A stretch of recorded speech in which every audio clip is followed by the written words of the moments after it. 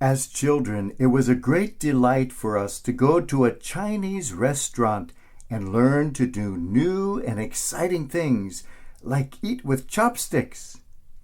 But the best part of the meal came at the end, when each of us received something special called a fortune cookie. We would break open the cookie and find inside a slip of paper on which was written an inspirational phrase that always seemed to apply just to that person. As an adult, I always looked for the winning lottery numbers inside. What a wonderful gift of the Chinese! Or was it? It turns out that fortune cookies didn't come from China at all, but were invented in the United States. It wasn't until the early 1990s, when trade with China had opened, that they were introduced in China with the advertisement, "Genuine American Fortune Cookies." It was a flop over there, regarded as too American. There are many stories about the origin of the fortune cookie. The most likely version is that they were invented in California in 1918. A Chinese immigrant by the name of David Jung had founded the Hong Kong Noodle Company in Los Angeles. Every day he would see the hordes of starving people outside his shop. So he came up with a simple cookie he could bake and distribute to the poor. He asked his friend, the local Presbyterian minister, to write out little inspirational sayings and bake them inside the cookies. For David Jung realized that people needed to be fed spiritually even more than physically. Jesus realized that too. He gives us bread of life as nourishment for the soul. All of us are hungry for something, but it matters a great deal what it is that we consume. Even as a little girl, Queen Elizabeth was always very fond of her famous little Welsh corgi dogs. Her grandmother, Queen Mary, on the other hand, was deathly afraid of dogs. One day at a garden party in Buckingham Palace, little Princess Elizabeth came with her dogs. Queen Mary was also there, and the most ferocious of the dogs began to terrorize her. Princess Elizabeth handed her grandmother a dog biscuit to give to this little creature.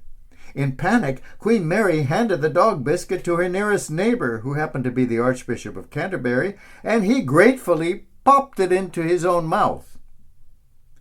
It matters a great deal what it is that we consume, and some things were not meant for human consumption. Some things are not nutritious for us, and some things don't even taste very good. I suspect a dog biscuit would fall into that category. All of us are starving for something higher.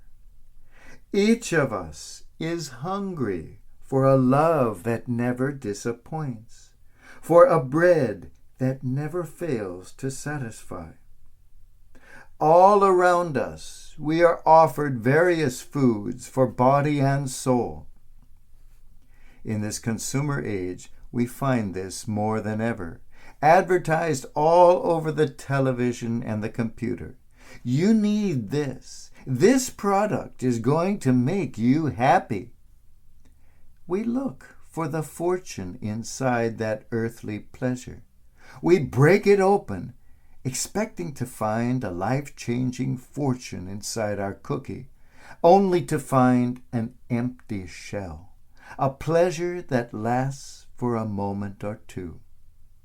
So we look to something higher, to some popular spirituality perhaps, that ensures us great financial and personal success, the type of gospel often proclaimed by the modern wealthy megachurches and broadcast on the television.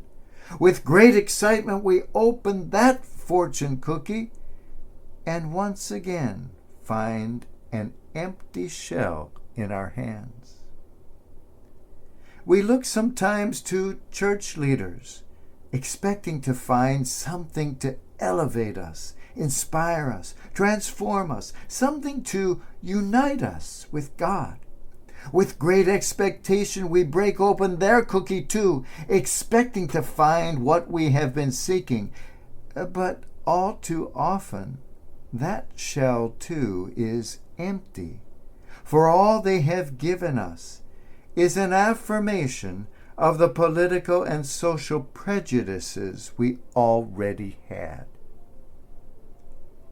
Where do we turn for a food that will truly sustain us? We are all hungering for a bread that never fails to satisfy, for a love that never disappoints. All of us are like those poor starving people outside the Chinese immigrant's shop, hungering for something more.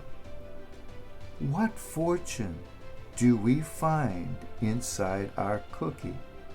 Do we find health? Do we find wealth? Do we find fleeting human pleasures? Or perhaps a feeling of superiority, or worse, a feeble and false sense of security derived from some supposed religious experience based in something other than love?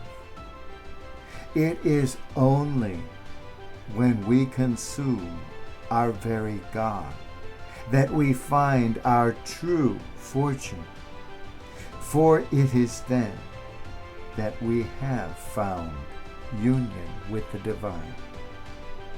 And this is nothing less than eternal life, the only fortune worth finding.